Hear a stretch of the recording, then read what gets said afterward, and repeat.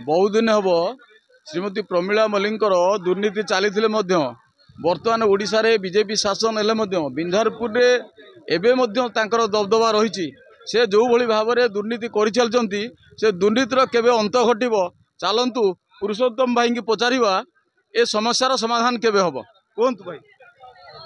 जो दुर्नीति चली से दुर्नीति लोप पाइब लोक सब बुझिले आउ दुर्नीति की प्रश्रय देवे नहीं से दुर्नीति लोप पाइब बिंझारपुर निश्चित एथिरे कौन प्रकार कई अटकई पारे ना। ये जो कटनी छटनी होची धान रे आमर तो मोहन सरकार कहते बीजेपी सरकार कही धान रे कटनी छटनी हम ना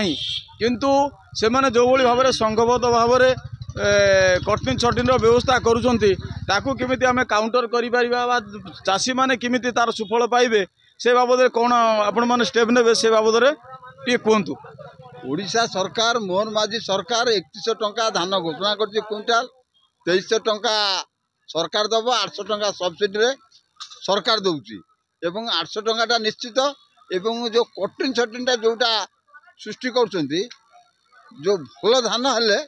कटिन छटिन नाही एवं जोटी खराब धान हम 2 किलो 3 किलो एमती काटी दौरान किंतु 800 टंका सब्सिडीटा सब बेले बलवत्तर रहिबो। जो मोहन माझी सरकार प्रतिश्रुति देइतिला ना नरेंद्र मोदी सरकार प्रतिश्रुति देइतिला 800 टंका आम एक्सट्रा देमु 2300 टंका सरकार दब सब्सिडी 800 टंका दब सेटा ही कार्यकारी कर मात्र भूल हम ना। गोटे आंदोलन सृष्टि करुच्ची धार्मिक पीठ बहु पुरातन शैव पीठ बाबा वरुणेश्वर तांको पीठ भितर जो भली भाव में आमिष भक्षण कले किछि आम माने हिंदू भाषा रे विधर्मी तार कौन केमिति हैला तार प्रतिकार कौन। जो वरुणेश्वर शैव पीठ रे जो आमिष भोजन हला बोली आपण मैंने कहते जनसाधारण कहते से संपूर्ण भाव में से पंचायतर सरपंच ही दायी माने जो माने विधर्मी जो माने व्यवसाय करने से मंदिर से जगह देले एवं रखिले एवं तांको सतर्क कर दे दरकार एटी निरामिष हम ये आमिष हम ना जदि मूल से कथा कहीदे था से भी कर न